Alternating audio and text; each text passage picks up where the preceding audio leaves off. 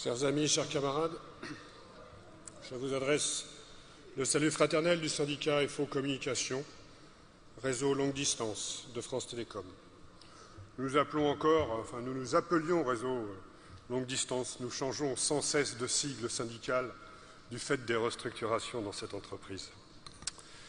Nous voterons le rapport d'activité ainsi que le quitus financier. Nous remercions le secrétaire général de la Confédération pour son appui, son positionnement quand France Télécom a occupé le devant de la scène sociale à l'automne 2009, au paroxysme de la crise engendrée par les tragiques suicides de nos collègues. Aujourd'hui, chers amis, chers camarades, on parle beaucoup de stress, de risques psychosociaux. Pour parler sans détour, d'autres camarades l'ont dit avant moi, je dirais que la privatisation tue. Et j'ajouterai, les règles actuelles de gestion du personnel de l'ancien monopole public ne sont pas étrangères à ce fait. Règles sur lesquelles, depuis le début et toujours, la CFDT a été à l'initiative, en tous les cas largement partie prenante, rejointe aujourd'hui par l'ensemble des autres fédérations. C'est donc sur cette question du statut que j'interviendrai. D'une part, à titre de contribution dans ce congrès, et pour appuyer le fait de ne pas signer l'accord faussement présenté comme résorption de la précarité dans la fonction publique. Mais d'autre part, et à l'inverse, chacun comprend que les télécommunicants, les postiers, doivent s'impliquer et suivre avec la plus grande attention cette discussion, car si le statut général saute, la voie sera libre pour passer sans détour au licenciement tant aux télécoms qu'à la poste.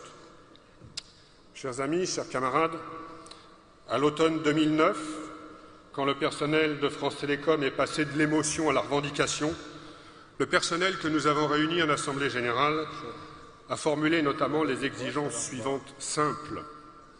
Arrêt des restructurations, arrêt de l'individualisation du travail et des salaires, embauche nécessaire au bon fonctionnement des services. À y regarder de plus près, ces revendications touchent au statut. Certains l'avaient déjà mis aux oubliettes. Dans une assemblée générale que nous organisions, un collègue a dit « Il faudrait revenir avant Michel Bon ». Revenir avant Michel Bon, ça aurait été revenir avant 1995. Si pour ma part, je pense que pour réintégrer France Télécom dans le service public républicain, il faut la sortir de l'emprise des marchés financiers et donc abroger l'ensemble des lois qui ont amené à sa privatisation, à commencer en 1990. Cette remarque est de bon sens. Très brièvement, 1988, première directive européenne de mise en concurrence des services de télécommunications. La Direction générale des télécommunications devient France Télécom au 1er janvier 1988. Loi du 2 juillet 1988 avec personnalité morale et autonomie financière pour France Télécom. Septembre 1995, Michel Bon est nommé. Juillet 1996, pour préparer l'ouverture à la concurrence au 1er janvier 1998, France Télécom devient société anonyme avec comme seul actionnaire l'État. 1997, le capital est ouvert à New York, à Wall Street. C'est l'euphorie. L'action monte à 219 €. Le 2 mars 2000, on va vite déchanter, elle tombera à 6,94 € le 30 septembre 2002. FT, France Télécom Orange, devient l'entreprise, je crois, la plus endettée du monde. Aujourd'hui, sa dette est encore de 30 milliards d'euros. C'est cela que le personnel de France Télécom continue de payer. Le DRH du PDG Michel Bon a eu cette phrase extraordinaire. Il n'y a plus de règles. Tout était dit. Ce DRH dirigea pour le patronat, l'UNETEL, la négociation de la convention collective nationale des télécommunications, incluant donc France Télécom. Une des conséquences de cette CCNT fut aux télécoms la dénonciation de la convention commune à la Poste et aux télécoms qui avait été instituée dans la loi de 1990. Parenthèse, À la Poste, la convention commune est toujours valable, mais certains de ses acquis, tels que la quasi-impossibilité de licencier, article 66-67, risquent aujourd'hui de sauter avec la mise en place d'une convention collective de branche à la Poste. L'article 31 de cette convention commune stipule toujours pour les postiers, mais ne le stipule plus pour les télécommunicants, lorsque les exigences particulières de l'organisation de certains services ou la spécificité de certaines fonctions le justifient, les exploitants publics peuvent employer sous le régime des conventions collectives des agents publics. Je crois que ça recoupe exactement la discussion qu'il y a dans la fonction publique autour de l'article 3 du statut général. Résultat, aujourd'hui, plus de la moitié du personnel de la Poste est du personnel contractuel de droit privé. Aux télécoms, si le pourcentage reste encore aux alentours de 20%, dans quelques années, la balance se fera, la bascule. J'y reviendrai. Aux télécoms, ils ont donc mis en place cette convention collective. Je voulais insister sur une conséquence particulière, l'individualisation. Comment elle s'est faite?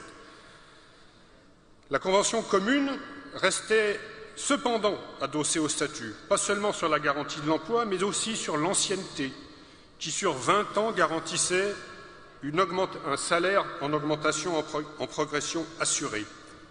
Aux télécoms, la CCNT, la convention collective, a supprimé l'ancienneté pour établir des bandes de salaire par niveau de classification, avec un minimum et un maximum à chaque niveau.